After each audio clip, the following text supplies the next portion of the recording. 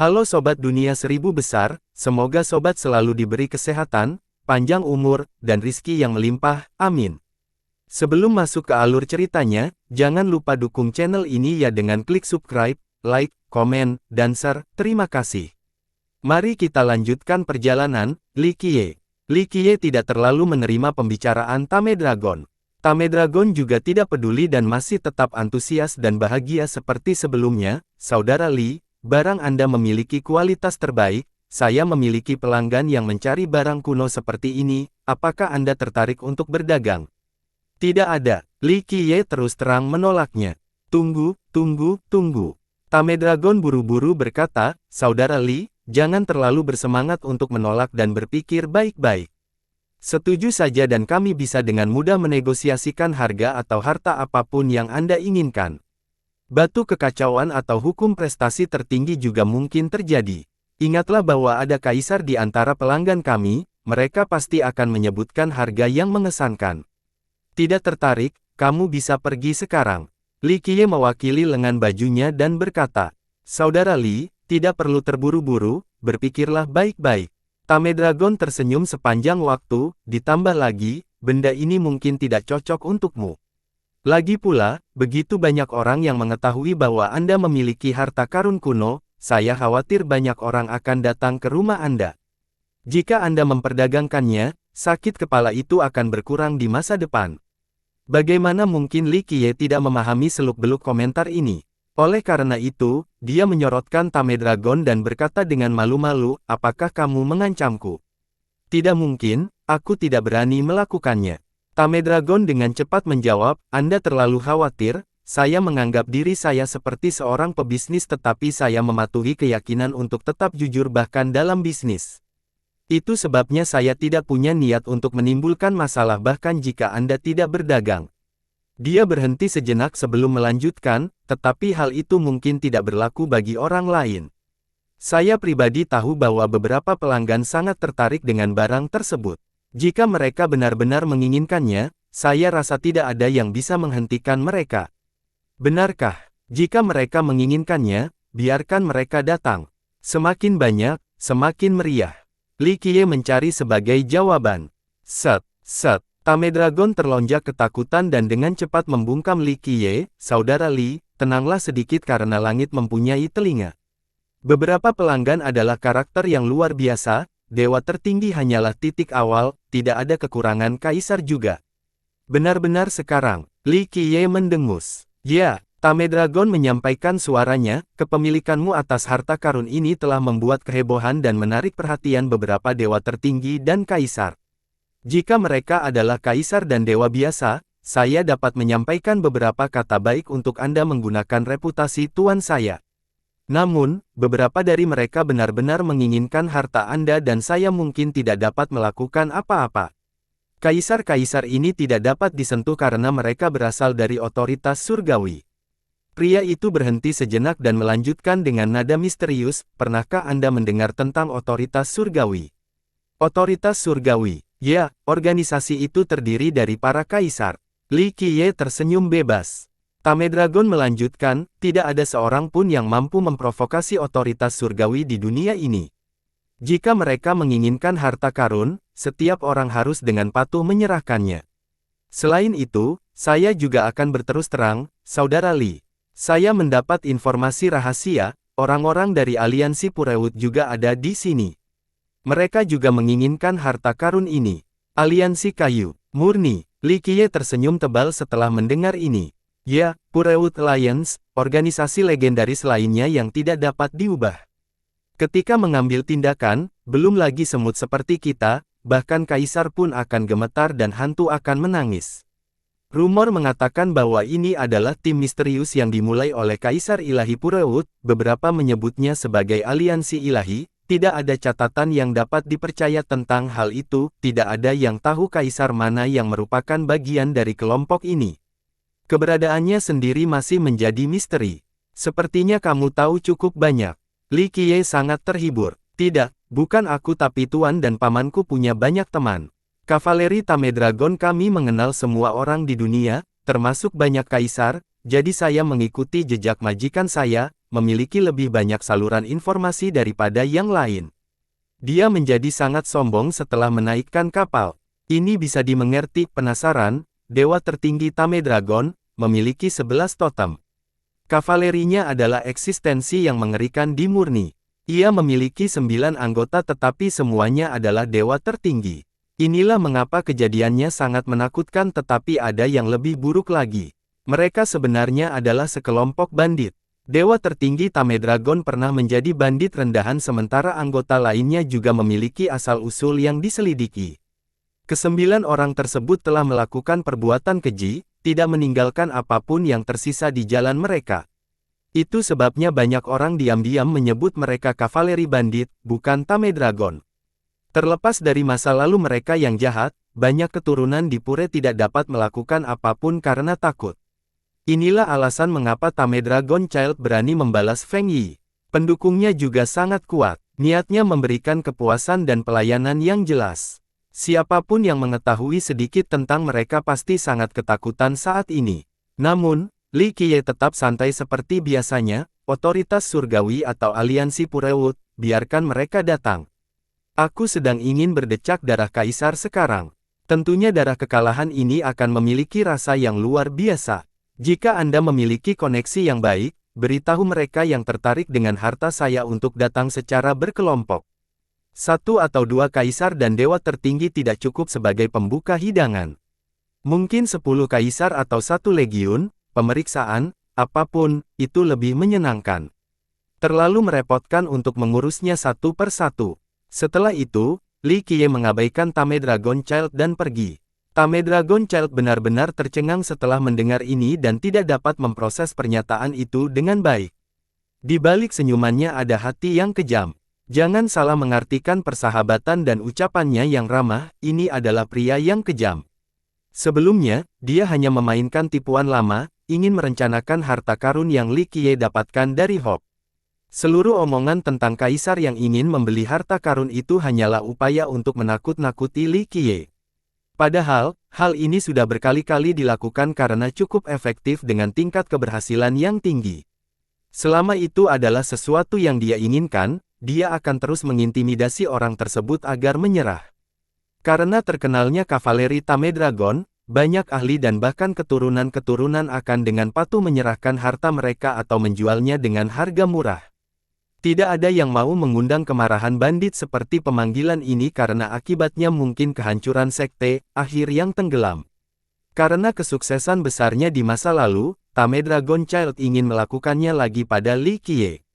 Namun, Li Qiye tidak menggigit dan meninggalkannya dalam keadaan terkejut. Hehehe, maukah melakukannya dengan cara yang sulit? Jangan salahkan bangsawan muda ini karena kejam. Saat janji kami datang, kami akan mengambil harta karun itu dan membiarkanmu mengalami nasib yang lebih buruk daripada kematian. Tame Dragon Child mendapatkan kembali akalnya dengan kilatan dingin di matanya. Hal yang paling ditakuti orang tentang janji ini adalah kurangnya moralitas. Meskipun banyak garis keturunan kekuasaan yang sombong, mereka menganggap diri mereka baik, setidaknya dalam penampilan. Mereka tidak akan menghancurkan sekte hanya untuk mencuri harta karun karena reputasi mereka perlu bertanya. Di sisi lain, para dewa tertinggi di kavaleri Tame Dragon tidak peduli sama sekali. Setelah mengabaikan Tame Dragon Child, Li Qiye kembali ke puncaknya. Ada seorang lelaki tua yang menunggu dengan tenang di luar sebelum dia bisa memasuki kamarnya. Ini adalah kapten dari Yang Abadi, dia tampak seperti orang tua biasa, seperti tetangga sebelah.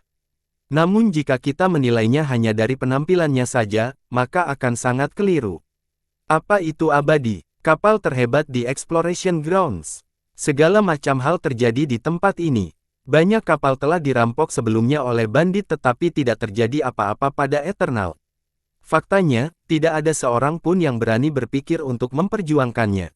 Jadi, bagaimana kapten kapal mengerikan ini bisa menjadi orang biasa? Setelah melihat Li Qiye, sang kapten membungkuk dalam-dalam dan berkata dengan penuh hormat, "Saya harap kapal kecil dan malang ini baik-baik saja bagi Anda, Tuan. Mohon maaf atas ketidaknyamanan ini. Ada lebih dari 10.000 penumpang di sini." Sang kapten bahkan tidak mau menyapa penerus kerajaan secara pribadi. Contoh terbaiknya adalah Putri Jilin yang tidak pernah mendapat salam dari sang kapten. Tapi sekarang, dia ada di sini secara langsung. Ada masalah. Li Qiye melirik ke arah kapten dan berkata datar. Tidak apa-apa.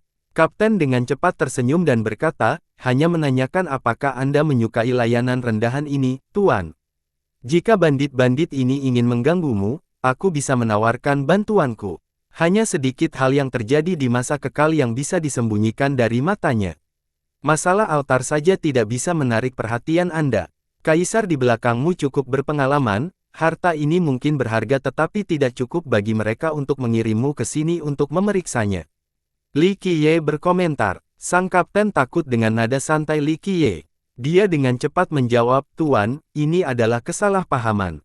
Orang rendahan ini tidak punya motif tersembunyi. Sejujurnya, kapten ini tidak akan peduli meskipun dewa tertinggi mengunjunginya. Fakta bahwa dia berada di sekitar tempat eksplorasi begitu lama seharusnya menjadi indikasi kekuatan. Terlebih lagi, kapal tersebut memiliki lebih dari satu kaisar sebagai pendukungnya. Tapi sekarang, dia sangat takut telah membenci Li Qiye karena kaisarnya telah diperingatkan. Kentut jika harus, jangan buang waktuku. Li Qiye dengan dingin menatapnya dan berkata. Kapten tersenyum dan menggosok kedua telapak tangannya untuk meredakan ketegangan. Dia merenung sejenak untuk menemukan kata-kata yang tepat sebelum berbicara dengan hormat, yang rendahan ini hanya memiliki satu pertanyaan. Apakah pedang kerangka itu adalah artefak Epoch Paragon? Kaulah yang bertanya atau kaisar di belakangmu? Li Qiye berkata dengan acuh tak acuh. Kapten berada dalam posisi yang sulit. Dia tersenyum kecut, tidak berani menjawab. Kembalilah dan beritahu tuanmu, memang, itu adalah artefak Paragon, meskipun hanya tiruan. Saya memiliki keinginan untuk main-main. Li Qiye mengungkapkan. Hal ini tentu membuat sang kapten merasa ngeri. Hanya bermain-main saja sudah cukup untuk mengejutkan para kaisar di belakangnya. Oh, jadi begitu. Kapten berkata, Tuan, Anda tidak ada ikatannya dengan dao yang mencapai surga, teknik tertinggi seperti itu hanyalah permainan anak-anak bagi Anda. Li Qiye berterus terang kali ini, oke, tidak perlu menyanjungku. Pergi jika tidak ada yang lain. Tentu saja, orang rendahan ini tidak akan mengganggu Anda lagi, Tuan. Sang kapten dengan hormat membungkuk, tidak berani menunjukkan sedikit kata pun di hadapan Li Qiye. Meskipun dia tidak mengetahui identitas Li Qiye atau monster apa dia, lebih dari satu kaisar telah memperingatkannya. Ada sesuatu yang tidak menyenangkan di kapalmu. Li Qiye berbicara saat kapten sedang dalam perjalanan. Kapten berhenti dan tersenyum kecut, Tuan, Anda bercanda. Kekal kita sangat bersih setelah dilindungi oleh kaisar, tidak ada sesuatu pun yang tidak murni atau jahat yang dapat terjadi. Benarkah? Li Qiye menatapnya dan berkata dengan datar, kapal itu memang bersih tapi penumpangmu mungkin tidak. Anda tentu tahu apa yang Anda bawa. Ekspresi sang kapten menjadi hening sesaat sebelum terbatuk, Pak, para penumpang sudah membeli tiket dan penumpang rendahan ini tidak bisa memeriksa barang bawaannya. Selama mereka tidak menimbulkan masalah di kapal, kami menyambut semuanya. Jadi begitu, Li Qiye bertanya, lalu kemana perginya penyimpangan ini? Tuan, saya akan jujur. Mereka akan pergi ke hutan belantara terpencil. Kapten tidak punya pilihan. Sebagai kapten, dia tidak seharusnya mengungkapkan informasi penumpang tetapi dia tidak berani menyamar dari orang yang berdiri di hadapannya. Mata Li Qiye menjadi dingin, saya mengerti, sepertinya semua kekuatan di 13 benua belum menyerah di Remote Will Land. Ah, orang rendahan ini tidak tahu banyak tentang masalah ini, saya hanya supirnya. Kapten tidak ingin terlibat dalam masalah ini. Bagaimana dengan kaisarmu? Apakah mereka juga ikut? Li Qiye bertanya lagi. Yah. Sang kapten ragu-ragu sejenak sebelum menjawab, itu bukanlah sesuatu yang pantas diketahui oleh orang rendahan ini. Tetapi saya telah mendengar bahwa ada sesuatu yang sedang terjadi di hutan belantara terpencil dan beberapa kaisar memang pergi ke sana. Tidak ada seorang pun yang berhenti berkeliaran di tempat itu. Beberapa hal di sana benar-benar menggiurkan. Li Qiye berkata dengan santai, namun, beritahu kaisarmu bahwa yang terbaik adalah mereka menjauhiku. Jika mereka ingin menjadi umpan meriam, saya akan dengan senang hati meminum darah kekalahan mereka. Ini, orang rendahan ini akan mengirimkan pesannya. Kapten gemetar di dalam. Biasanya, Hanya kaisar yang akan mengancam orang lain, bukan sebaliknya, apalagi dengan cara terang-terangan seperti ini. Li Qiye mengetahui keberadaan di balik yang abadi namun dia tetap saja mengancam mereka semua. Saat ini, sang kapten hanya bisa memikirkan satu kemungkinan, bahwa orang itu adalah penguasa tertinggi. Di luar penguasa tertinggi ini, tidak ada orang lain yang berani mengancam kaisar di belakang yang abadi. Bagus. Li Qiye berkata, kaisar tertinggi di posisi mereka harus mengetahui pilihan yang tepat untuk diambil. Jika mereka ingin bertindak seperti kaisar yang lebih rendah dan membawa keinginan mereka ke sini, saya akan tetap bahagia. Kaisar di belakang yang abadi memang sangat kuat.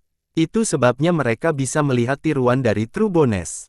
Pada akhirnya, kapten yang ketakutan itu tidak berani mengatakan apapun lagi dan membungkuk dalam-dalam lagi sebelum pergi. Setelah itu, Li Qiye menatap pemandangan sambil tersenyum, baiklah, jika kaisar ingin terlibat di Remote Will Land, biarkan badai mengamuk, itu akan jauh lebih hidup. Dengan itu, dia memasuki ruangan. Kecepatan Eternal meningkat setelah meninggalkan Hope. Meski berhenti di beberapa titik lain, namun tidak terhenti dan berangkat pada waktu yang tepat.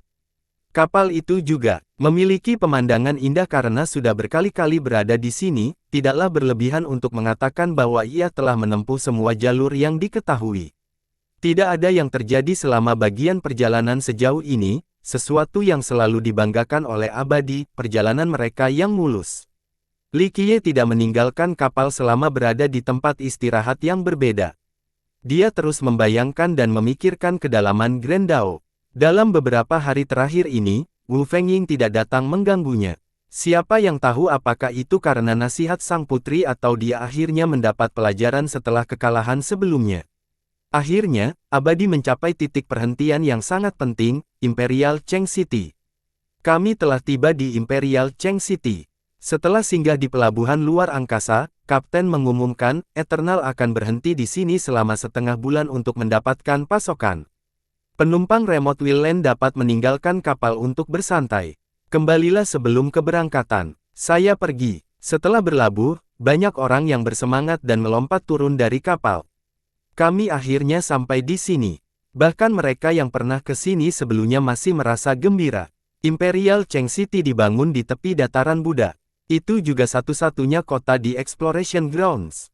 Meskipun ada kaisar dan dewa kuat yang bersembunyi di dalam gua surgawi mereka, hanya satu kota sejati yang ada di sini. Ia berada di bawah kendali banyak kaisar.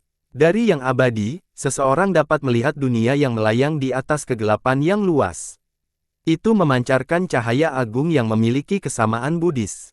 Ada banyak benua dan daerah berbahaya yang tak terhitung jumlahnya di tempat eksplorasi. Namun, semuanya adalah dunia yang ditinggalkan atau hancur, mirip dengan harapan. Namun, hal ini tidak berlaku di dunia terapung ini. Ia masih bersinar di tengah-tengah hamparan gelap, meski redup seolah-olah embusan angin mampu mendinginkannya seperti lilin. Dunia ini adalah dataran Buddha, dunia penuh warna yang menghilang seiring waktu. Di depan dunia ini ada kota pelabuhan. Sisinya tidak gila dibandingkan dengan yang membentang ribuan mil di Pure. Penampilannya juga tidak megah. Itu dibangun dari beberapa batu yang tidak diketahui menumpuk di satu sama lain. Meski begitu, kehadirannya tetap tak tergoyahkan bagi penonton. Tidak ada aura kehancuran yang menakutkan atau cahaya ilahi yang tiada taranya. Kelihatannya cukup sederhana dan sepertinya sudah mengalami tahun-tahun yang panjang. Kota yang biasa-biasa saja ini memimpin, jika tidak ada yang bisa berhasil menghancurkannya. Perubahan kota. Mereka yang datang ke tempat eksplorasi pasti akan mendengar namanya. Rumor mengatakan bahwa itu dibangun oleh kaisar dari Pure. Tempat eksplorasi bukanlah tempat untuk cocok bercocok tanam karena mengandung sisa energi kekacauan dari zaman sebelumnya. Hal ini, pada gilirannya, menyebabkan lebih rentan terhadap penyimpangan Qi.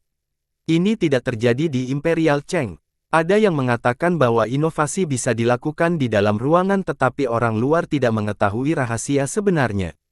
Singkatnya, para kaisar dari Pure bekerja sama untuk menciptakan dunia baru di sini, mengubah tanah ganas ini menjadi kota yang layak huni dan tidak dapat ditaklukkan.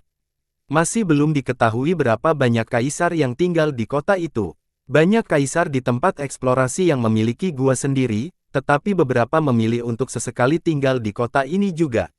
Beberapa kaisar akan hadir kapan saja di Imperial Cheng sebelum berpindah shift. Kelompok-kelompok ini untuk sementara waktu akan mengambil semua keputusan untuk kota tersebut. Jika terjadi sesuatu yang besar, maka Dewan Kaisar yang memenuhi syarat akan berkumpul dan mempertimbangkannya. Identitas. Sebenarnya dari kaisar yang memenuhi syarat juga masih menjadi misteri. Imperial Cheng bukanlah sebuah organisasi atau sekte. Kaisar di sini berasal dari semua ras dan dunia.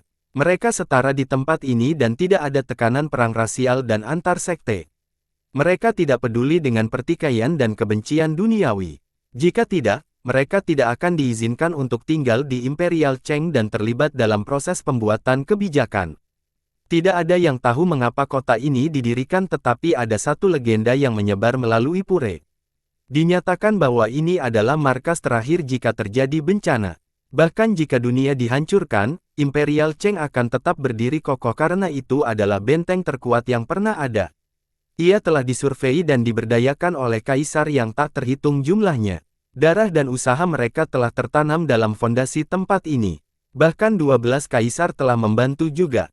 Dengan demikian, ketangguhannya lambat laun menjadi kisah legendaris.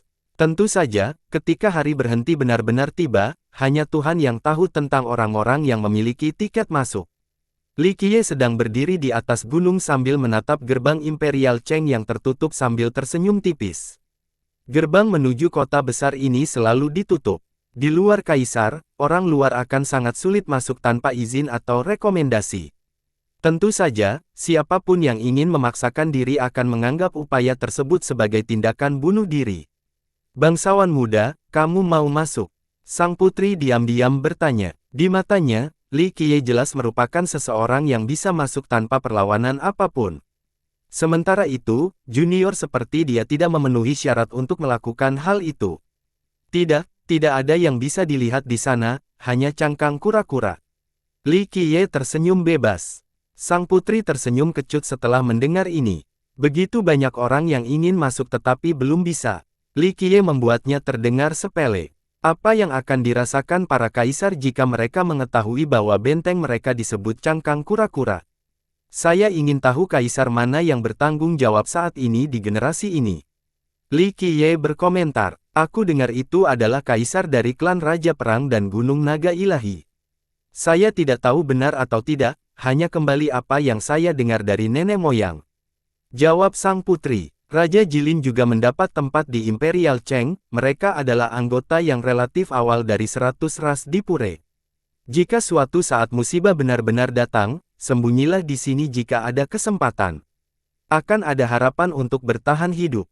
Li Qiye tersenyum dan berkata, saya mungkin tidak memiliki kesempatan untuk melakukannya di masa depan. Sang putri memaksakan senyum. Meskipun kedua rajanya mempunyai tempat di sini, dia tidak memenuhi syarat untuk masuk saat ini. Dia membutuhkan rekomendasi mereka terlebih dahulu. Li Qiye berkata, itu masih mungkin. Jika Nightfall Immortal Monarch Anda masih ada, klan Anda bisa mendapatkan lebih banyak rekomendasi di kota. Tapi menjadi lebih kuat dan segalanya akan menjadi mudah. Nightfall memiliki otoritas besar dalam Imperial Cheng, tetapi setelah dia memulai ekspedisi terakhir, status klannya di kota menjadi sangat melemah. Sang putri mengangguk dan mengingat kata-katanya. Mari kita melihat dataran Buddha. Kami punya waktu luang sekarang. Li Qiye memberitahu sang putri. Dataran Buddha. Mau tak mau dia melihat dunia samar di balik Imperial Cheng. Itu rusak tetapi orang masih memiliki harapan di dalamnya. Ikuti aku dan aku akan memberi banyak uang. Saya tidak bisa menjamin hal yang sama di Remote Will Land.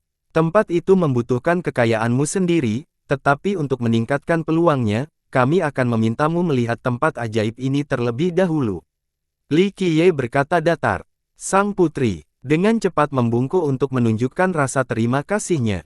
Sebagai penerus klan Jilin, dia tidak kekurangan senjata, harta, dan hukum prestasi. Faktanya, dia memiliki akses ke semua hukum prestasi tertinggi dari klannya. Namun, kata-kata seperti itu memiliki arti berbeda yang datang dari Li Qiye.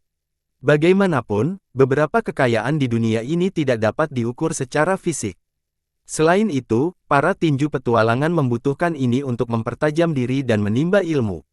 Keduanya turun dari abadi dan langsung keluar dari Imperial Cheng. Karena Imperial Cheng terletak di pinggiran dataran Buddha, banyak orang harus melewati kota terlebih dahulu. Faktanya, bahkan mereka yang tidak ingin memasuki dataran pun akan datang untuk melihat Imperial Cheng. Ini masih merupakan pengalaman berharga meskipun mereka tidak bisa masuk. Suasananya sangat ramai, bahkan gaduh, di luar Imperial Cheng. Orang-orang datang dan pergi, toko-toko didirikan oleh pedagang yang tertarik dengan iklan. Tulang Buddha unik yang digali dari dataran, mampu mengusir kejahatan dan melindungi tubuh, sangat murah.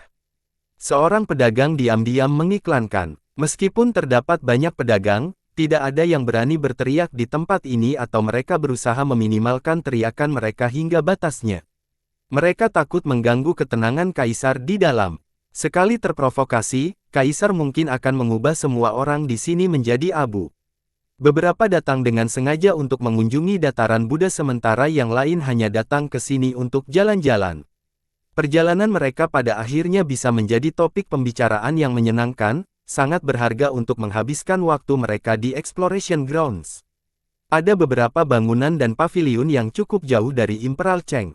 Mereka dibangun oleh beberapa ahli sejati. Di antara mereka ada dewa tertinggi yang ingin meniru kaisar dengan membangun rumah di sini. Sayangnya, mereka masih belum menemukan keberhasilan karena tidak mudahnya mengolah tanah di tempat ini. Kota ini terbentuk dari banyak kaisar yang bekerja sama. Bahkan dewa tertinggi pun memiliki kekuatan seperti ini, meski jumlahnya ada beberapa. Oleh karena itu, bangunan-bangunan tersebut pada akhirnya menjadi tempat pemeliharaan atau tempat peristirahatan sementara para penggarap. Berdebar, berdebar, berdebar. Pada saat ini, ada seseorang yang membanting kepalanya dengan keras ke tanah. Seorang lelaki tua melakukannya dengan cara seremonial yang penuh hormat. Dia mengenakan jubah naga dan dengan sungguh-sungguh berteriak, "Leluhur, tolong bimbing sekte kami kembali ke kejayaan." Dia terus bersujud sambil meneriaki kota. Apa yang dia lakukan? Para pendatang baru tidak tahu apa yang dia lakukan. Itu adalah Tuan Klan Ye. Seorang lelaki tua menghela nafas dan mengungkapkan, dia menginginkan bimbingan dari Raja Abadi. Kaum Ye telah jatuh baru-baru ini, karena sikap dingin dari beberapa ras selain wilayah mereka yang diserang dan dianeksasi. Ketika raja mereka ada, tidak ada yang berani melakukan apapun terhadap mereka tetapi sekarang tidak lagi. Itu sebabnya dia menginginkan bimbingan sekarang. Dia telah bersujud selama 3 bulan tetapi leluhurnya yang bertugas di sini tidak mau menemuinya. Seorang pedagang muda di perkawinan menambahkan.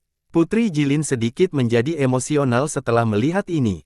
Faktanya, ini adalah kejadian yang cukup umum. Setelah mengemukakan, banyak sekte datang meminta leluhur mereka untuk keluar dan menopang klan sekali lagi.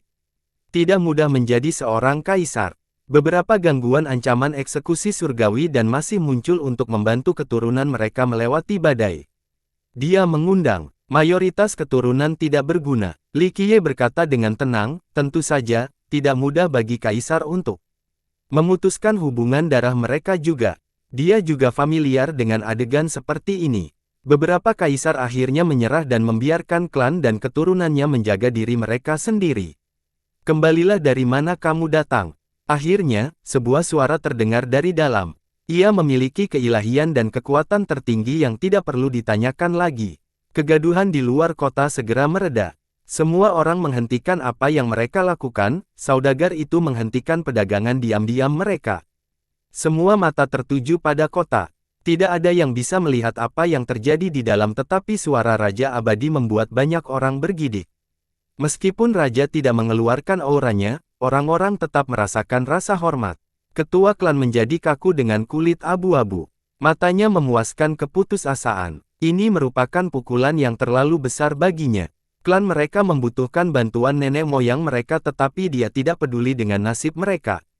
Setelah sekian lama, dia kembali sadar dan tidak berani menentang perintah raja. Dia pergi dengan tenang setelahnya. Orang-orang merasa simpati setelah melihat ini. Banyak kekuatan besar yang telah jatuh sebelumnya, mereka ingin meminta bantuan tetapi ditinggalkan oleh nenek moyang mereka sungguh-sungguh. Sepertinya klan Ye tidak akan bangkit lagi. Seseorang berkata dengan sentimental sambil melihat sosok tertidur yang sedang pergi. Penolakan tersebut berarti klan Ye tidak lagi memiliki Raja Abadi yang mendukung mereka. Akan sangat sulit bagi mereka di masa depan. Tentu saja, orang lain harus bertindak dengan hati-hati sebelum memutuskan untuk mematikan klan Ye. Meskipun Raja Abadi mengabaikan kemakmuran klan, bukan berarti orang lain bisa membantai mereka jika mereka mau. Belum tentu raja ini akan berdiam diri dalam skenario terburuk. Selanjutnya, sebuah kereta perlahan maju ke depan. Sederhana saja, hanya ada 5 lelaki tua yang menemaninya. Mereka semua mengenakan pakaian abu-abu dengan topi diturunkan rendah untuk menyembunyikan wajah mereka. Mereka menyembunyikan auranya sehingga sulit untuk melihat kekuatan sebenarnya. Itu berhenti di depan gerbang kota. Pada awalnya, tidak ada yang mempedulikannya. Ketika seorang pria dan wanita turun, semua mata tertarik dan terkejut. Wanita itu sangat mulia seperti burung phoenix yang turun dari langit. Dia memiliki kebangsawanan yang luar biasa dengan ciri-ciri cantik yang akan menarik semua pandangan. Yang lain tidak bisa menahan diri untuk tidak menatap dengan kagum. Pria itu mengenakan jubah kuning tanpa banyak hiasan, itu adalah gaya yang sederhana dan sederhana. Meskipun demikian, jubah tersebut masih dibuat dengan hati-hati dan sangat cocok, tampaknya dibuat oleh penjahit terbaik. Itu bisa menonjolkan fisiknya yang sempurna. Meskipun dia tidak memiliki otot yang menonjol dan juga tidak terlalu tinggi dan tegap, dia berputar dari kemantapan. Kekuatan tak terbatas tampaknya terkandung di balik pakaian ini, dia adalah naga sejati yang menjulang tinggi di cakrawala. Dia tidak terlalu gagah tetapi pesonanya tidak dapat dijelaskan pada sikap dinginnya. Dia memberikan kesan metalik kepada orang lain seolah-olah ketukan akan menghasilkan suara denting. Dia berdiri dengan gagah dengan ketajaman tombak. Meskipun dia telah memulihkan vitalitasnya dan menyebarkan keilahiannya, dia masih memiliki aura yang tidak dapat menyelamatkan banyak sekali alam. Jin Ge dan Putri Phoenix Surgawi. Orang-orang menarik napas dalam-dalam setelah melihat keduanya. Jin Ge, baik tua maupun muda terharu setelah mendengar nama ini. Dia adalah topik hangat di Pure saat ini. Dia adalah kandidat yang paling berharap untuk menjadi Kaisar Agung, sebuah bakat yang dianggap layak untuk memperoleh 12 surat wasiat. Sayangnya, sebuah penyergapan telah menggagalkan upaya. Pengumpulan pertama, banyak tokoh besar dari Heaven Rache yang penuh dengan penyesalan. Situasi keseluruhan akan berubah jika dia bisa menjadi kaisar tertinggi. Apakah dia di sini untuk melihat leluhurnya? Karakter yang lebih tua bergidik, mengetahui bahwa sesuatu yang besar akan terjadi. Li Qiye juga ada di sini. Seorang terlibat yang bermata tajam juga melihat Li Qiye dan Putri Jilin. Dalam waktu singkat, mata berkumpul pada kedua kelompok duo tersebut. Semua orang menahan napas dengan antisipasi. Putri Jilin juga melirik ke arah Li Qiye lalu kedua orang di jarak jauh. Dia tersenyum kecut melihat badai yang akan datang. Semua orang telah mendengar tentang Verces, terutama tentang keterlibatannya dalam kematian putra mahkota Phoenix Surgawi dan Raja Kerajaan. Berita ini telah menyebar sejak awal ke seluruh Pure. Mereka mengira sang putri dan Jin Ge tidak akan mampu menelan amarah ini. Jadi sekarang, Jin Ge dan Verces bertemu di Imperial Cheng. Mereka mengira pertunjukan bagus akan segera terjadi. Jalannya sempit bagi musuh. Mereka pasti bersemangat untuk bertarung sekarang. Salah satu merangkul. Jin Ge dan Putri Surgawi Phoenix juga mendengar seseorang memanggil nama Li Qiye, menatap mereka berdua menjadi seperti itu juga. Adegan menjadi sunyi karena semua orang mulai fokus menonton. Saat ini orang bisa mendengar suara tetesan jarum. Pada saat ini, alih-alih diam, semua orang mengantisipasi pertempuran besar. Jin Ge telah mengancam dunia sementara Verces adalah talenta baru dengan momentum yang tak terhentikan dan teknik yang aneh. Ini akan menjadi pertarungan antara naga dan harimau sehingga penonton cukup bersemangat melihat upaya pencapaian Jin Ge. Sementara itu, Li Qiye sama sekali tidak terpengaruh dengan jalan-jalan santainya meskipun musuh-musuhnya ada di depan dan kota yang megah. Sang putri, sebaliknya, tidak sesantai itu. Pertempuran besar pasti akan terjadi, bahkan kaisar pun mungkin ikut terlibat. Dalam sepersekian detik ini, Jin Ge sedikit mengubahnya. Tidak ada aura terang-terangan atau keilahian tertinggi, itu hanya sedikit mata. Namun, tangan seperti batu giok dengan erat menggenggam tangan kasarnya. Sang putri dengan lembut menggelengkan kepalanya, memberi isyarat kepada suaminya untuk berhenti. Jin Ge menarik napas dalam-dalam setelah melihat ekspresi dan menariknya. Dia menenangkan pikirannya dan berbalik menghadap kota. Selanjutnya merapikan pakaiannya sebelum sampai di gerbang depan. Semua orang terkejut melihat ini dan tidak bisa bereaksi. Dalam pikiran mereka, Jin Ge tidak akan memaafkan Li Qiye. Lagi pula, perseteruan membunuh ayah mertua tidak bisa didamaikan. Namun Jin Ge mampu meredam amarahnya hingga membuat penonton tercengang. Dia memegang tulisan kuno dengan kedua tangannya sementara sang putri menemaninya. Dia dengan hormat berlutut dan berkata, "Keturunanmu yang tidak berbakti, Jin Ge, ada di sini hari ini untuk mengunjungimu, leluhur." Berderit. Setelah 3 kali membungkuk, gerbang berat itu perlahan terbuka. Ada begitu banyak kekacauan energi di dalamnya seolah-olah telah berubah menjadi dunianya sendiri. Keduanya membungkuk lagi sebelum berdiri.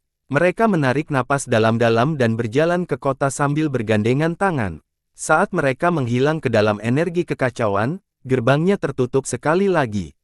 Selama acara ini, Li Qiye telah memasuki dataran Buddha. Pertemuan antara dia dan Jin Ge hanya sekilas. Pertarungan berakhir begitu saja, hanya menyisakan satu pikiran, jika bukan karena sang putri, Jin Ge mungkin telah menyerang. Kerumunan kemudian berbalik ke arah Li Qiye tapi dia juga tidak terlihat. Seekor naga bertemu harimau namun tidak bertarung. Beberapa orang yang hidup dalam kekacauan itu mengeluh. Ya, sungguh di luar dugaan, bukan, sungguh keajaiban bisa menahan tingkat amarah ini. Ditambah lagi, Jin Ge tidak pernah takut pada siapapun di 13 benua. Dia masih bertarung langsung melawan Ren Sheng selama kompetisi memperebutkan kehendak surga. Meskipun penyergapan berhasil, kelompoknya masih mendapatkan Ren Sheng kembali nanti. Seorang pemuda berkata, teman-temannya juga merasakan hal yang sama. Saya mendengar Kaisar Agung dari klan Raja Perang sedang melakukan perubahan saat ini di Imperial Cheng. Lihat, kaisarnya ada di sini. Bahkan musuh yang lebih kuat hanyalah seekor semut. Kenapa dia tidak menyerang? Pemuda lain tidak dapat memahami Jin Ge. Jin Ge sendiri juga cukup kuat untuk mengalahkan dewa tertinggi dengan mudah, apalagi yang Verces. Namun dalam situasi yang menguntungkan, Jin Ge memilih untuk tidak bertindak dan membingungkan banyak orang. Tentu saja, tidak ada yang berani berbohong karena berbohong. Mereka juga tidak berpikir dia takut pada Verces karena dia telah mengalami pertempuran yang tak terhitung jumlahnya dan bermandikan darah musuh-musuhnya. Itu karena dia menikah dengan istri yang berbudi luhur dan cerdas, tidak ada yang lebih penting daripada menjadi seorang kaisar saat ini. Orang besar memperhatikan gerakan kecil sang putri dan memahami situasi. Dia melanjutkan, sang putri tidak dibutakan oleh kebencian. Setelah penyergapan terakhir, dia menyadari bagaimana tetap bersikap low profile dan mempertahankan pasukannya. Hanya kehendak surga yang bisa membuat mereka mengerahkan seluruh kemampuannya. Perseteruan pribadi adalah hal yang sepele sebelum urusan tahta. Karakter-karakter yang lebih tua ini cukup terkesan. Wanita manapun akan kehilangan rasionalitasnya setelah saudara laki-laki dan ayahnya dibunuh. Pembalasan dendam akan ada dalam pikiran mereka, terutama ketika dia memiliki kekuatan militer. Namun dia memilih untuk tidak melakukannya dan bahkan tidak ingin suaminya terganggu. Dia ingin pria itu fokus penuh untuk mendapatkan kehendak surga. Sementara itu, Putri Jilin yang bersama Li Qiye berkomentar, Putri Phoenix Surgawi sangat rasional meskipun berasal dari garis keturunan kekuasaan. Dia memang layak menjadi ratu pemerintahan. Li Qiye menjawab, dapat dimengerti. Dia adalah orang luar namun klan Raja Perang masih memberikan wewenang yang besar. Sekalipun nenek-nenek moyang klan itu sudah pikun, Kaisar Agung mereka yang berpengalaman tentu saja tidak. Keputusan untuk mempercayainya bukanlah sesuatu yang bisa diputuskan oleh orang biasa di klan, mereka memerlukan izin dari seseorang seperti Kaisar Langit Raja Perang. Dan untuk karakter tingkat tinggi ini, mereka tidak akan memilih gadis biasa untuk menjadi menantu perempuan mereka. Li Qiye hanya dengan santai menyampaikan apa yang dia dengar tentang Putri Surgawi Phoenix. Namun demikian, dia langsung mendapatkan semua fakta penting. Sang putri merasa ini benar karena dia juga berasal dari garis keturunan-keturunan, tidak mudah bagi seseorang di luar klan untuk berkuasa. Itu menunjukkan kepercayaan yang diberikan klan pada Putri Surgawi Phoenix. Tapi ini juga menjadi alasan kematian keluarganya. Kakak laki-laki dan ayah mengira mereka mempunyai dukungan yang luar biasa kuat sehingga mereka memperlakukan orang lain dengan hina, yang mengakibatkan kematian mereka. Keduanya berada di dataran Buddha saat ini, dataran tinggi tak berujung terlihat.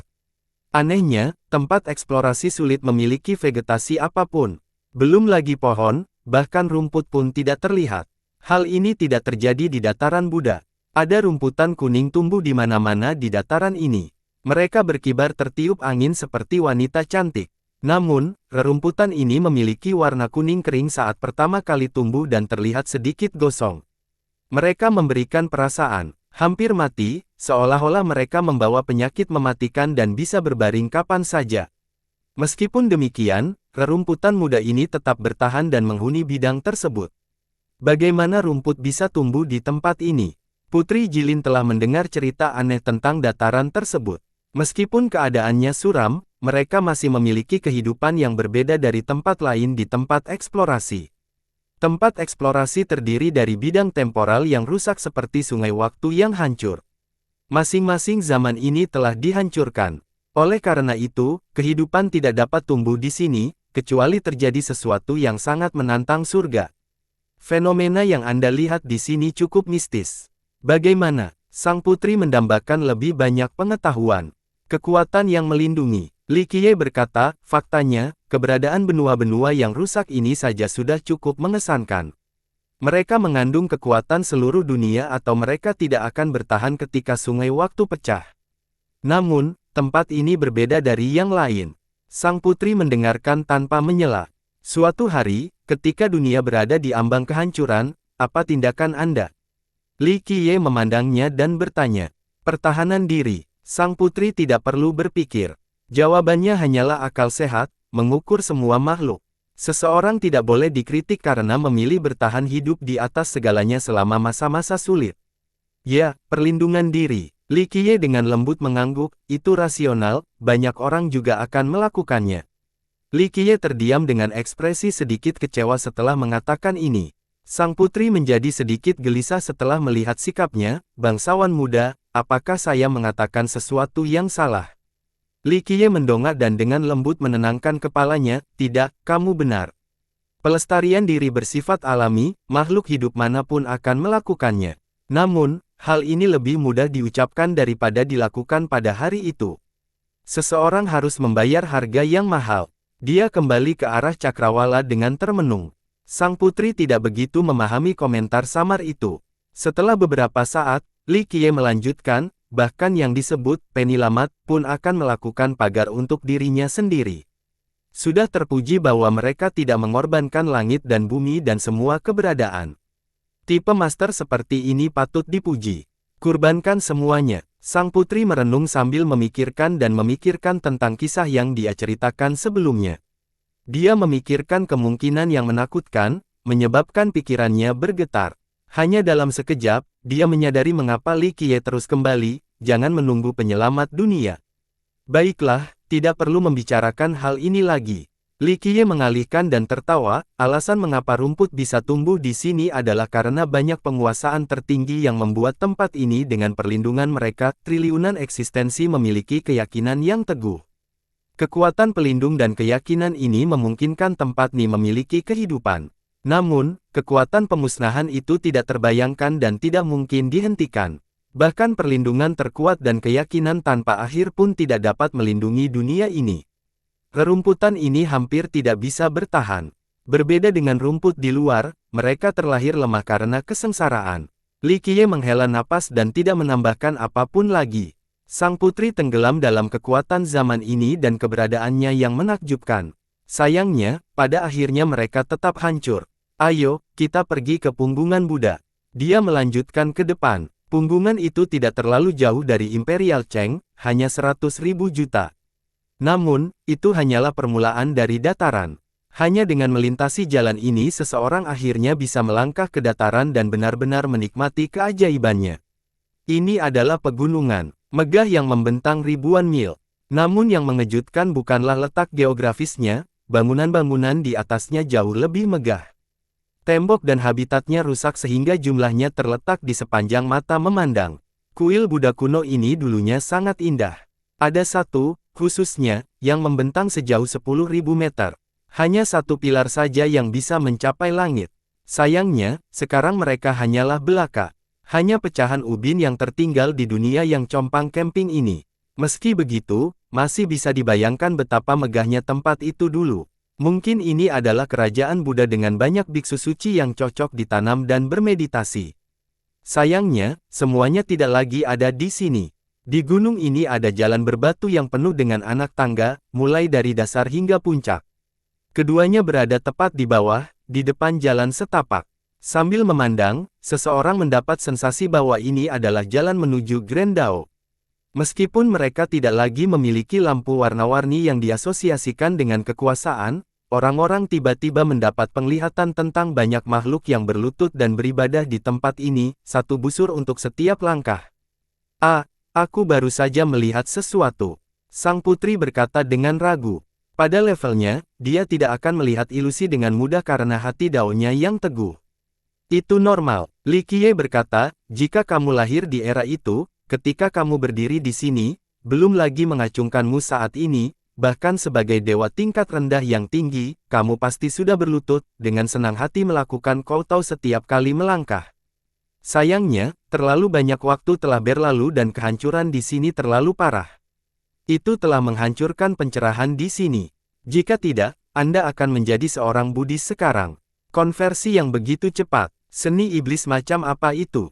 Sang putri merasa sedikit takut setelah mendengar ini. Seni iblis. Li Qiye tersenyum dan menenangkan, itu adalah jalan paling lurus dan ortodoks. Jika kita membandingkannya dengan seni kekaisaran, maka seni itu akan berada di puncak dalam hal kedalaman. Itu bisa mengubah seseorang setelah sepersekian detik karena keyakinan yang sangat besar dari makhluk-makhluk di sini. Di sini tidak ada pertobatan yang kuat dari satu wujud ke wujud lain, yang ada hanyalah akumulasi iman dalam keseluruhan zaman.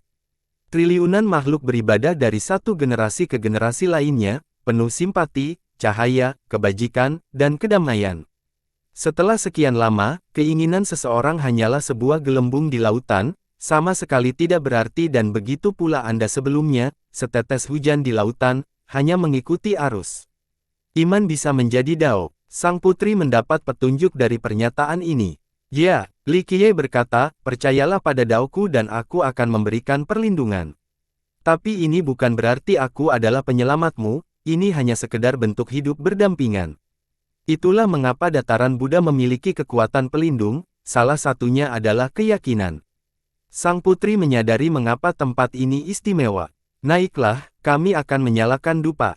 Li Qiye memerintahkan. Sang putri melangkah maju tetapi ada satu hal yang membingungkannya. Dia membuka mulutnya tetapi tidak ada kata yang keluar. Gadis kecil, silakan. Li Qiye terhibur dengan sikapnya.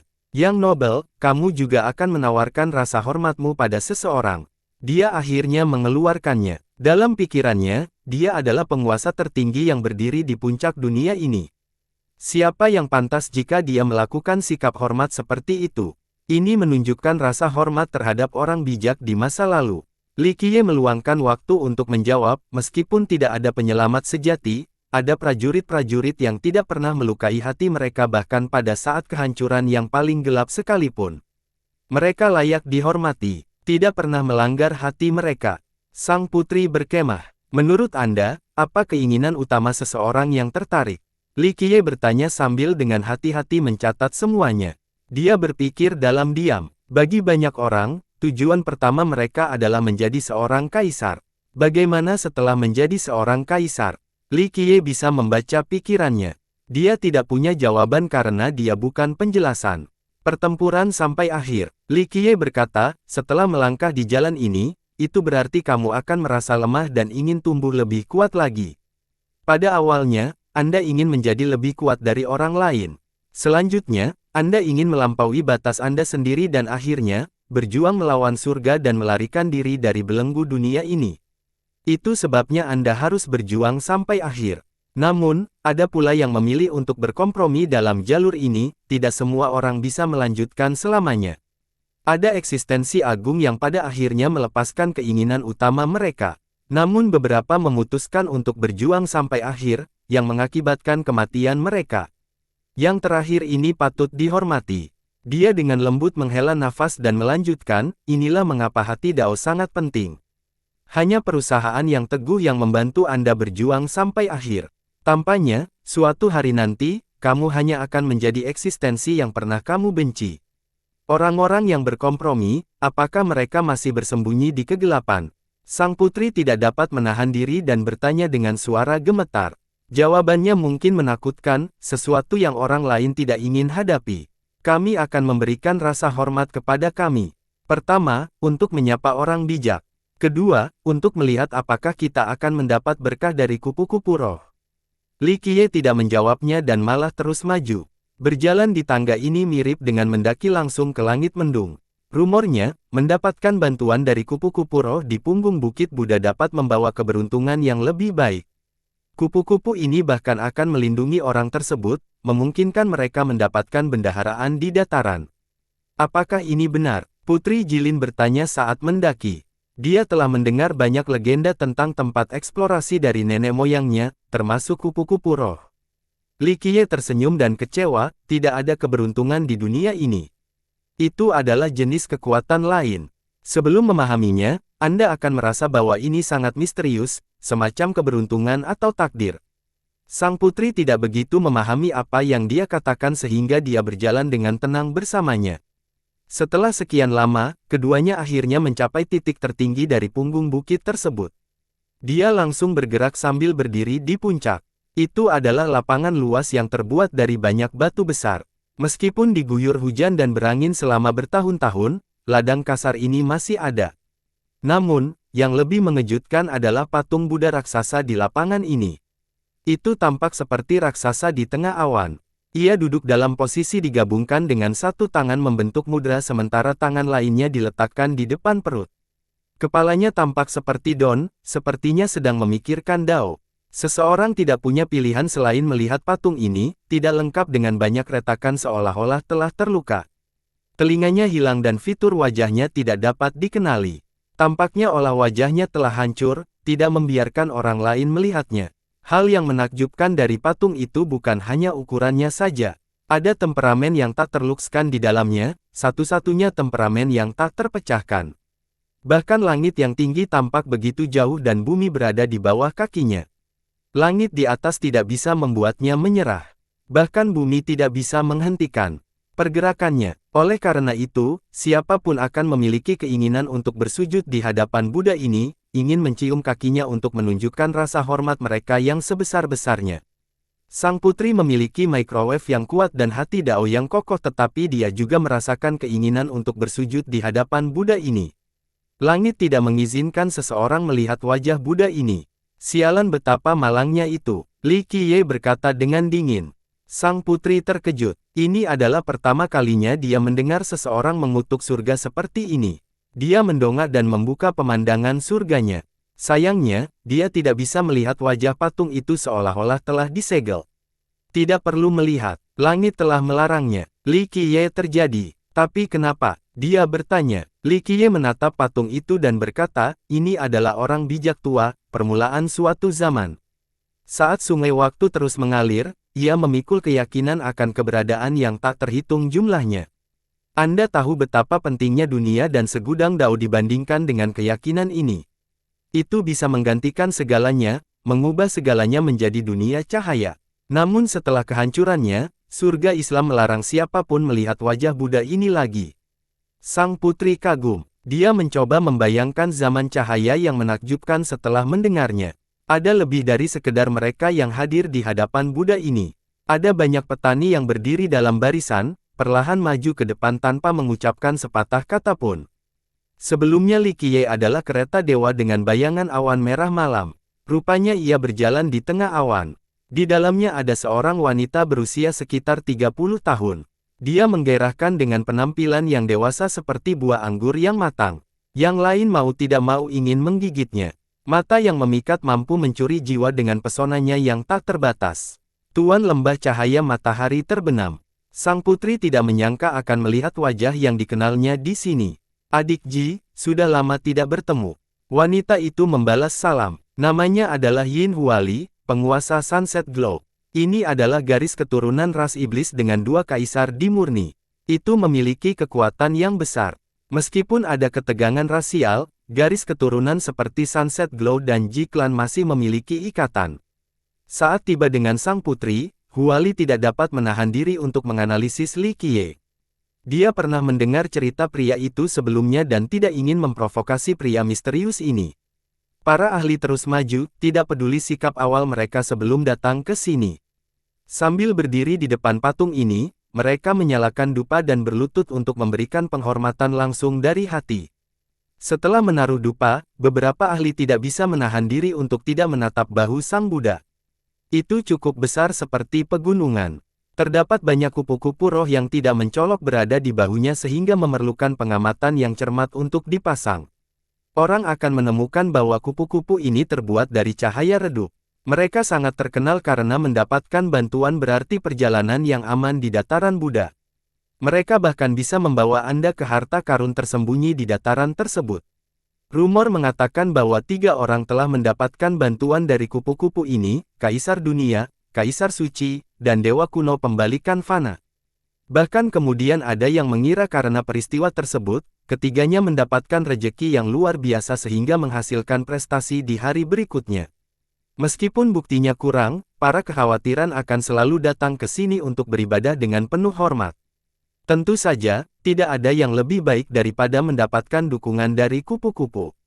Sayangnya, kupu-kupu ini muncul di bahu tanpa niat berteman dengan siapapun. Setelah sekian lama, akhirnya giliran Li Qiye dan sang putri. Dia menyalakan dupa dan membungkus sambil berkata, jalan manusia penuh dengan pasang surut. Wahai orang bijak di masa lalu, perhatikanlah saat saya menyapu segala sesuatu di masa depan. Kata-katanya membuat semua orang saling melirik. Mereka mengetahui gelarnya, Verces. Mereka merasa pria ini memang cukup galak, selalu melontarkan kata-kata gila kemanapun dia pergi.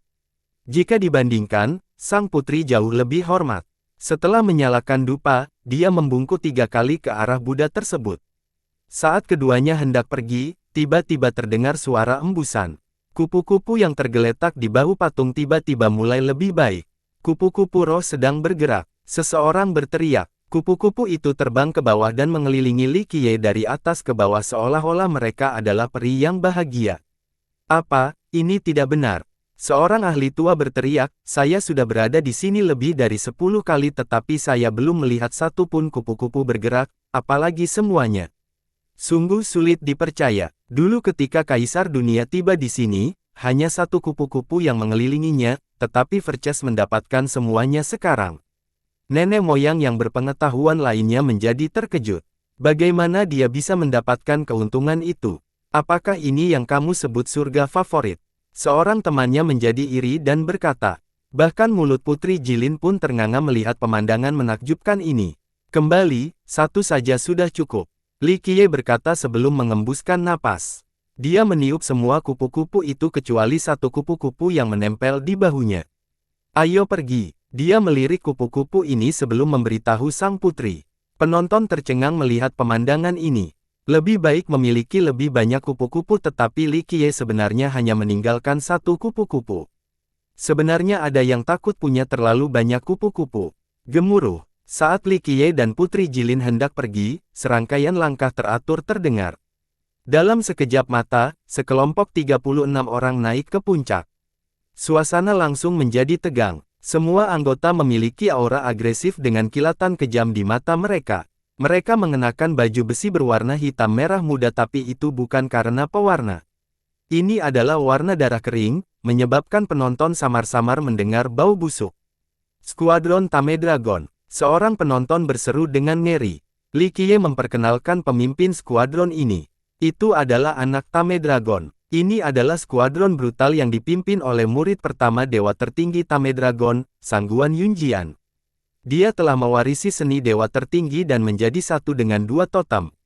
Oleh karena itu, sekolahnya memiliki 2 dewa tertinggi, sesuatu yang patut dibanggakan. Bagaimanapun, ini luar biasa karena asal-usulnya yang sederhana. Karena Tame Dragon dan 8 dewa tertinggi lainnya memulai kavaleri Tame Dragon, Yunjian juga memulai kelompoknya sendiri dengan 36 orang dan menggunakan skuadron sebagai gantinya. Seperti tuan, seperti murid, Tame Dragon dulunya adalah seorang bandit jadi skuadron ini juga merupakan sekelompok berkeliaran. Mereka menikmati menerobos masuk selain menemukan pembudidaya di luar atau menyergap beberapa kelompok petualang kecil. Tentu saja, mereka mendorongnya untuk menempatkan korbannya lebih jauh dengan kematian. Banyak orang yang mengetahui bahwa pelakunya adalah skuadron ini, tetapi karena semua korban dibunuh, tidak ada bukti yang dapat mengutuk mereka. Inilah alasan mengapa beberapa orang takut pada mereka, tidak peduli apakah seseorang kuat atau lemah, dimangsa oleh skuadron biasanya berakhir dengan kematian. Setelah Yunjian menjadi dewa tertinggi, dia jarang memimpin skuadron sendiri dan menyerahkannya kepada Tame Dragon Child. Oleh karena itu, Tame Dragon Child tidak hanya melakukan ancaman saja. Jika ancamannya tidak efektif, dia akan mengambil alih komando skuadron untuk melakukan pendekatan yang lebih langsung. Saudara Li, kita bertemu lagi. Tame Dragon Child tersenyum dan menangkupkannya ke arah Li Qiye. Li Qiye hanya memberikan pandangan sekilas namun meremehkannya. Hal ini tidak mengurangi semangatnya, ini adalah saudara-saudaraku, skuadron Tame Dragon. Mereka adalah pria yang paling menghargai pahlawan lainnya. Kisah-kisah Anda tentang keberanian telah menyebar jauh dan luas. Kami, saudara, menghormati Anda. Jika Anda membutuhkan sesuatu di masa depan, katakan saja dan kami akan melompat ke dalam api yang mendidih. Jangan dilindungi undang-undang karena kita akan menjadi saudara juga. Dengan itu, Tame Dragon Child memukul dadanya dengan meriah. Kerumunan itu menarik napas dalam-dalam setelah melihat betapa akrabnya sikap anak Tame Dragon terhadap Li Qiye. Kelompok bandit ini saja sudah cukup menakutkan. Jika mereka menambahkan seseorang yang sama jahatnya dengan Verces, itu akan menjadi kombinasi yang mengerikan yang menyebabkan malapetaka bagi banyak sekte kecil. Li Qiye menjawab dengan acuh tak acuh, tidak sembarang orang bisa memanggilku saudara, paling tidak, bukan kamu. Dengan itu, dia terus turun bersama sang putri. Respons tanpa beban ini membuat semua orang terkejut. Mereka tidak mengira dia akan menjawab dengan sikap angkuh tanpa peduli muka. Itu adalah keputusan langsung terhadap Tame Dragon Child dan skuadron. Itu cukup tanpa ampun di mata para penonton. Meskipun hanya sedikit yang ingin berteman dengan seseorang seperti Tame Dragon Child, mereka akan dengan enggan menerima jika dia terus bertanya sambil memanggil saudara mereka. Bahkan jika seseorang cukup kuat untuk tidak peduli dengan skuadron atau bahkan dewa tertinggi Tame Dragon, secara sosial tidak pantas untuk menamparkan wajah tersenyum. Paling tidak, orang ini perlu sedikit ramah agar tetap menjaga kesopanan. Tapi Li Qiye benar-benar berbeda. Dia secara terbuka mencela pria itu di depan semua orang tanpa menahan diri. Saat Li Qiye sedang berjalan pergi, ekspresi anak Tame Dragon menjadi sangat jelek namun dia benar-benar berhasil menahan amarahnya. Setelah keduanya meninggalkan Buddhist Ridge, sang putri tersenyum dan berkata, bangsawan muda, pria itu mungkin tidak akan melupakannya tadi. Hanya sedikit palsu, tidak perlu memberikan wajah apapun kepada orang seperti itu. Jika dia cukup pintar untuk menjauh dariku, aku akan menghindarinya dari kematian tanpa penguburan. Li Qiye tersenyum bebas. Sang putri balas tersenyum. Jika anak Tame Dragon ingin bersekongkol melawan Li Qiye, maka tindakannya sama saja dengan bunuh diri. Dataran Buddha sangat luas tetapi memiliki lebih dari sekedar rumput dan ladang. Ada banyak bahaya yang tersembunyi di tempat yang tampak tenang ini. Mereka bisa melihat gunung besar di kedalaman, diselimuti awan dan kabut. Orang tidak dapat melihat pada akhirnya. Seolah-olah itu adalah dunia itu sendiri, semua rentang lainnya dimulai dari sini. Memperbaiki. Tiba-tiba, bel berbunyi saat mereka melintasi gunung. Suaranya tidak terlalu keras tetapi sang putri kehilangan kendali atas kakinya dan seolah merasa jiwa meninggalkan tubuhnya. Dia hampir jatuh ke tanah tetapi Li Qiye dengan cepat membantu agar tidak lumpuh di tanah. Benda apa itu? Dia bertanya dengan cetak pasi. Kebingungannya bisa dimengerti. Lonceng yang memaksa seseorang dengan tingkat kekuatan untuk langsung turun. Ini adalah kekuatan yang sangat mengerikan. Li Qiye meletakkan telapak tangannya di keningnya dan perlahan berkata, aku akan melindungi pikiranmu untuk menghentikanmu berubah menjadi abu. Bukalah pemandangan surgawimu dan lihatlah. Dia merasakan arus hangat mengalir melalui ketakutan setelah sentuhannya. Dia akhirnya tenang dan menarik napas dalam-dalam sebelum membuka pemandangan surgawinya. Penglihatannya menembus kabut yang menyelamatkan gunung. Lihatlah, itu adalah pemandangan indah dengan gunung dewa yang terbelah secara horizontal.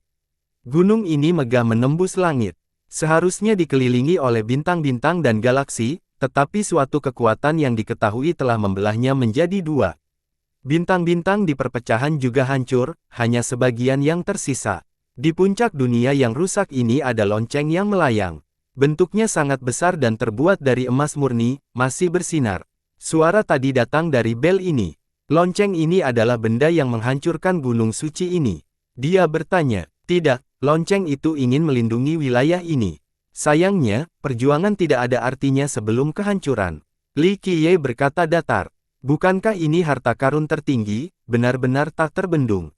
Sang putri berkemah. Itu benar, yang tertinggi. Ini mungkin bukan artefak Epoch Paragon tetapi masih merupakan harta karun Buddha yang luar biasa.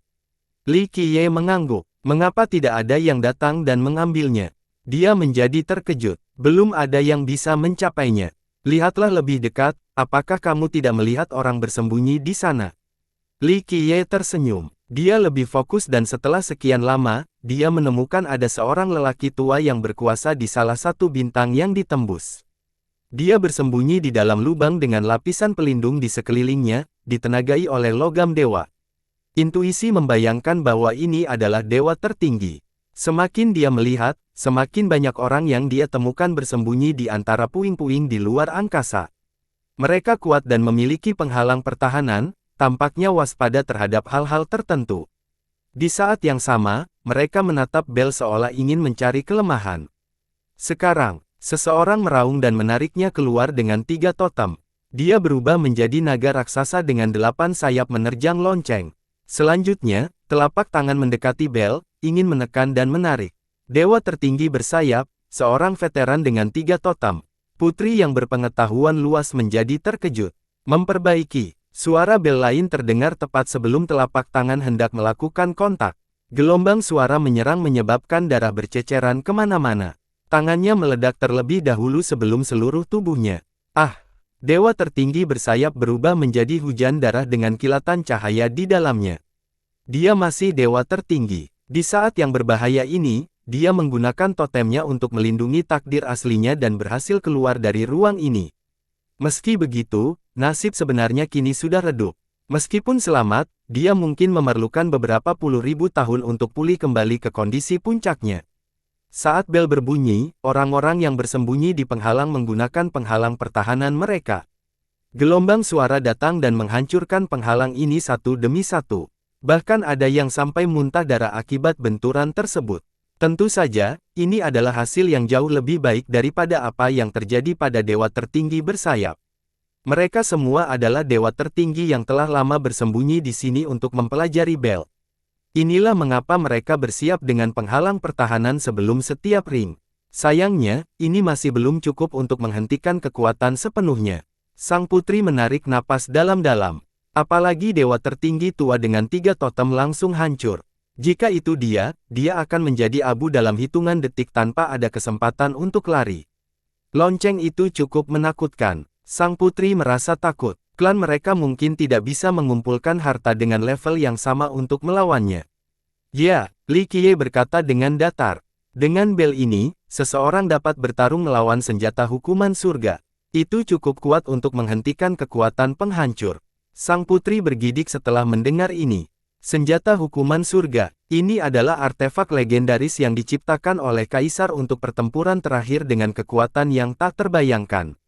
Selain itu, lonceng ini sangat langka, tetapi sekarang, Li Qiye mengatakan bahwa lonceng ini berada pada level yang sama dengan lonceng tersebut.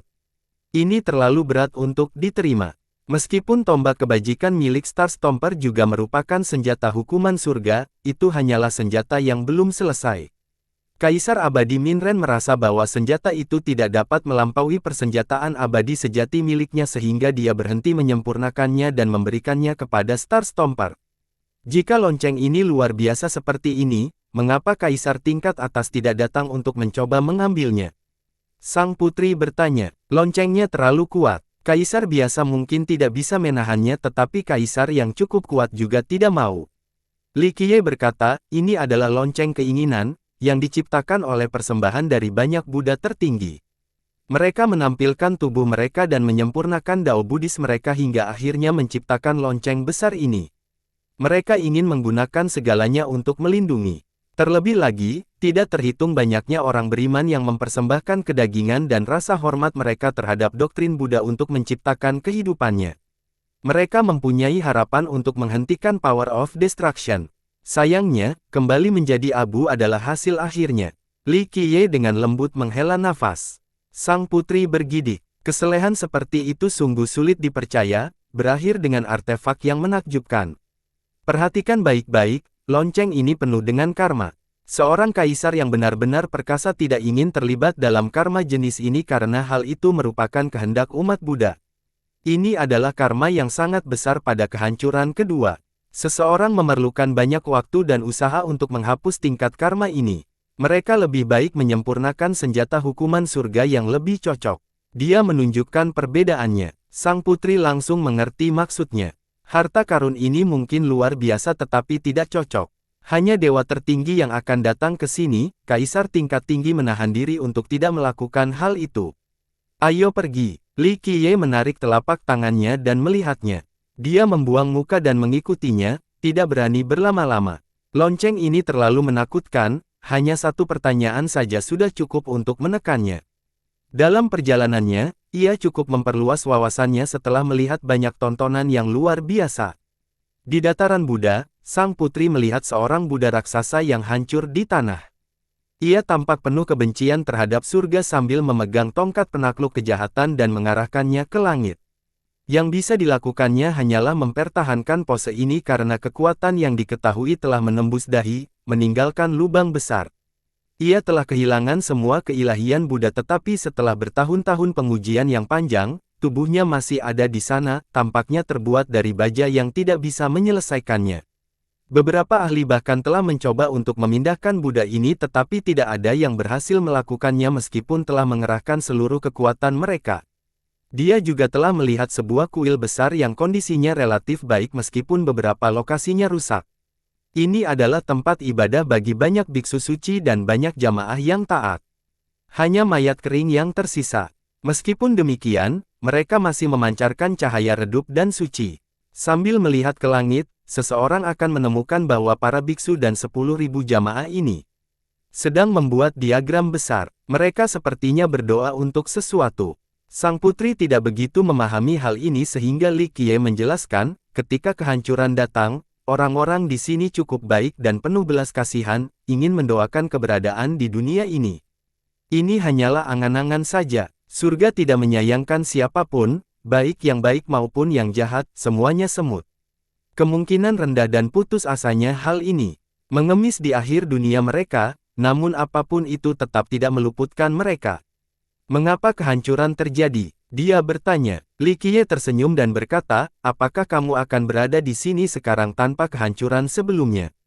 Dan zaman kita, tidak mudah untuk keluar dari sungai waktu, bahkan untuk seorang kaisar dengan 12 wasiat. Sang putri merenung dalam diam sejenak sebelum berkata dengan lembut, kemana kita akan pergi sekarang? Sungai Gangga, Li Qiye berkata dan melanjutkan ke depan. Sungai Gangga, kita menuju ke kapal feri ke sana. Dia mengikutinya dan bertanya, ya, kata Li Qiye. Setiap orang yang datang ke tempat ini tahu tentang kapal feri Sungai Gangga. Namun sungai dan feri bukanlah lokasi paling terkenal di sana. Itu adalah kuil emas. Fakta terkenalnya hal itu. Di Pure, banyak yang belum pernah mendengar tentang dataran Buddha atau Sungai Gangga, tetapi mereka pernah mendengar tentang kuil emas. Ada legenda yang menyatakan bahwa tempat itu penuh dengan harta karun seperti logam dan artefak. Padahal, sampai, jika bisa berbaring, mereka akan mampu mendapatkan banyak emas. Jika mereka bisa memasuki ruangan di dalam, ada banyak harta dan senjata yang menunggu. Pada awalnya sang putri mengira itu hanya legenda. Oleh karena itu, melihatnya secara langsung membuat dia ternganga dan mata terbelalak. Kuil ini dibangun dengan kapal feri Sungai Gangga. Faktanya, seseorang sudah bisa melihat semua jenis warna melesat ke udara bahkan sebelum tiba. Mereka berasal dari harta karun. Bentuknya tidak terlalu besar, hanya terdiri dari beberapa kuil yang membentuk setengah lingkaran. Entah dari bahan apa kuil ini dibangun, tetapi kuil ini masih berkilau cemerlang setelah bertahun-tahun. Hanya bangunan-bangunan ini saja yang merupakan harta karun yang luar biasa. Setiap bangunan memiliki beberapa ruangan dengan jendela terbuka. Melihat ke dalam, orang akan menemukan banyak benda menakjubkan di dalamnya. Karena jumlahnya yang banyak, mereka menumpuk di setiap ruangan. Beberapa bahkan menekankan keluar dari pintu. Oleh karena itu, ada batangan emas di mana-mana berserakan menjadi tumpukan besar di seluruh kuil, tidak ada ruang untuk berjalan. Faktanya, batangan ini tidak terbuat dari emas fana. Mereka terbuat dari logam langka seperti batu kekacauan zaman ini dan dapat digunakan sebagai bentuk mata uang. Inilah alasan mengapa sang putri menjadi sangat terkejut setelah melihat kuil tersebut. Dia pikir orang-orang melebih-lebihkan setelah mendengarkan di masa lalu. Saat ini, pikirannya berubah. Kuil emas selalu penuh dengan cerita dan godaan. Banyak orang datang ke dataran Buddha hanya untuk mengunjungi kuil, berharap mereka dapat mengambil semua harta karun di sini. Mata Putri Jilin langsung terletak pada harta karun yang menumpuk di kuil. Dia tidak bisa disalahkan karena melakukan hal itu karena semua orang pasti merasakan hal yang sama. Ada piala Buddha heksakromatik, pedang Buddha pembunuh kejahatan dengan cahaya mematikan, teratai ilahi berhiaskan 8 permata yang dipenuhi dengan kehendak pemujaan banyak makhluk dari berbagai alam. Setiap harta karun cukup menggiurkan. Mengambil satu saja sudah cukup untuk mendapatkan manfaat seumur hidup, meningkatkan status hanya dalam satu malam. Sang putri berjuang untuk mengalihkan perhatian dari harta karun itu. Ketika dia melihatnya lagi, pengaruhnya terhadap harta karun itu berkurang. Saat ini, dia melihat seorang Buddha tertinggi duduk di depan setiap kuil. Mereka memejamkan mata bermeditasi dengan ikan kayu di depan mereka. Satu tangan memegang tongkat pemukul sementara tangan lainnya membentuk mudra. Para Buddha ini sedang menyadap ikan sambil melantunkan mantra. Namun, mereka semua dibunuh dengan tubuh berbentuk patung. Di luar kuil ada banyak ahli. Mereka duduk di tanah dengan kedua tangan diletakkan di depan perut dalam bentuk mudra dengan mata tertutup. Setelah diperiksa dengan cermat, orang-orang akan menemukan bahwa para ahli ini telah meninggal. Apalagi ada yang bahkan berasal dari generasi ini. Apa yang sedang terjadi? Sang putri bertanya-tanya setelah melihat pose kematian yang saleh dari para ahli tersebut. Ketamakan. Li Qiye menjawab, kuil ini tidak meratakan itu. Ini adalah tempat untuk pengobatan. Jika Anda datang dengan keserakahan, jangan berpikir untuk pergi. Dengan itu, dia mengangkatnya dan menembakkan sinar ke seorang ahli yang bermeditasi di depan kuil. Pakar ini sudah lama meninggal, itu adalah kematian yang damai. Bang! Kultivator langsung berubah menjadi bubuk emas, berhamburan ke langit. Bukan Li Qiye yang menghancurkannya. Bentuk fisiknya sudah hilang meski posturnya tetap terjaga. Sang putri tertegun melihat sisa-sisa yang berserakan. Orang lain ingin mati. Li Qiye terkekeh setelah melihat lebih banyak pengunjung di depan kuil. Sudah banyak orang yang menunggu sebelum mereka tiba di sini, bahkan beberapa dewa tertinggi di antara kepadatan. Semua orang datang untuk mencari harta karun di sini tetapi upaya yang berhasil belum pernah dicatat sebelumnya. Saya tidak percaya itu tidak mungkin. Seorang yang mengenakan jubah setan ungu berteriak. Ini adalah ahli dari Heaven Rache. Dia memiliki tanda unik dari ras itu di dahinya dengan cahaya yang berkilauan. Itu artinya dia cukup kuat. Dia tidak bisa tetap tenang setelah melihat harta karun yang tak terhitung jumlahnya dan melangkah ke dalam kuil. Berdengung, jubahnya memancarkan gelombang cahaya jahat di sekelilingnya seperti cincin pelindung. Ini adalah harta karun yang luar biasa sehingga dia merasa cukup aman menggunakannya, tidak ada yang terjadi setelah memasuki kuil. Itu saja, tidak ada yang bisa menyentuhku saat aku mengenakan jubah iblis ini. Pakar itu menyombongkan diri atas ketidakaktifannya. Bodoh, orang-orang besar yang pernah ke sini sebelumnya mencibir. Semua harta karun ini adalah milikku. Pakar itu menjadi sangat gembira dan membangun salah satu ruangan. Dalam sekejap mata, tubuhnya membeku dengan tindakannya yang tampak melambat, seolah-olah terlindungi dari dunia fisik ini. Tidak, pakar itu berteriak, dengan marah dan putus asa. Selanjutnya tubuhnya gemetar. Dengan suara mendengung, sinar cahaya yang jernih dan menyilaukan keluar dari tubuhnya. Mereka tampak seperti inti dari segala sesuatu. Dia sudah selesai. Seorang guru berpengalaman berkomentar, karmanya telah dihilangkan, tidak ada bedanya dengan kematian. Sinar jernih langsung diserap oleh kuil dan menenangkannya. Pakar ini tiba-tiba menjadi sangat tenang dan penuh hormat. Dia duduk di tanah dan membentuk mudra sebelum menutup matanya. Ini adalah kematian yang diam-diam. Itu sangat menakutkan. Bagi pemula yang cemas, tidak ada persaingan atau kehancuran, seorang ahli telah jatuh tanpa perlawanan seolah-olah ada tangan tak kasat mata yang telah merenggut nyawanya. Apa yang telah terjadi? Sang putri juga tidak melihatnya dengan jelas. Ini adalah zaman yang peduli dengan ikatan dan siklus karma. Keserakahan adalah pilihan pribadi, penyebabnya, sedangkan kematian melalui suatu bentuk perpindahan agama menjadi Buddha adalah akibatnya. Lihatlah, sungai di depan itu. Li Qiye berkata sambil menunjuk ke arah sungai. Mengalir dengan tenang seolah-olah mencakup keabadian dari zaman dulu hingga sekarang dengan cara yang tidak pernah berubah. Tidak ada pantai yang terlihat di sisi lain. Itu adalah gambaran samar dari kerajaan Buddha, tanah suci kehidupan abadi. Menyeberangi sungai Gangga kehidupan abadi, melepaskan diri dari siklus menuju. Dia berpikir pepatah populer, itu adalah ungkapan dari zaman dulu, yang tidak lagi diterapkan di zaman kita. Li Qiye terkekeh, di zaman dulu, jika seseorang ingin mengubah dirinya sendiri, mereka harus membuang semua karma dan segala sesuatu yang lain. Seberangi sungai ini menuju keselamatan, meninggalkan kesakitan demi kebahagiaan abadi dan jadilah Buddha dengan kehidupan abadi. Dia kemudian melihat kembali ke kuil, itulah mengapa kuil itu ada. Untuk bisa menyelamatkan, orang perlu melepaskan karma dan koneksi mereka sebelumnya, harta dan kekayaan harus dibuang di sini. Hanya dengan melepaskan materialisme barulah seseorang dapat mencapai pantai seberang. Sang putri akhirnya mengerti mengapa ada tumpukan harta karun di kuil. Jadi mereka yang ingin membuang sungai membuangnya saat itu. Ini berarti melepaskan ikatan karma yang ekstrim, jadi jika ada yang ingin mendapatkan harta langka di sini, mereka harus cukup kuat untuk memutuskan ikatan yang ada, kata Li Qiye. Dia menyadari mengapa orang-orang datang untuk mencari harta karun itu akan mati sekarang. Li Qiye mendekati kapal feri untuk menatap pantai seberang. Semua orang fokus pada kuil karena harta karunnya. Hanya sedikit yang menilai sungai itu sendiri. Bagi banyak orang, mencapai keselamatan adalah hal yang tidak realistis, sementara harta karun di sana nyata dan nyata. Sang putri memandangi arus yang tenang lalu ke pantai seberang tetapi dia tidak dapat melihatnya meskipun menggunakan keselamatannya. Apakah sungai ini benar-benar ajaib? Rumor mengatakan itu bahkan bisa memberikan kelahiran kembali. Sang putri bertanya, itu adalah hal lain yang tidak termasuk dalam zaman kita. Li Qiye tersenyum dan menenangkan, sungai tidak seperti ini pada zamannya dulu. Menurut teks kuno, ini dulunya adalah sungai penyeberangan sementara, bukan sungai fisik yang airnya mengalir.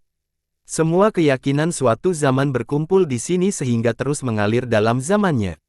Jika Anda lahir pada masa tersebut, maka mandi di air ini dapat menghilangkan penat dan luka sekaligus memuaskan segala nafsu fisik Anda.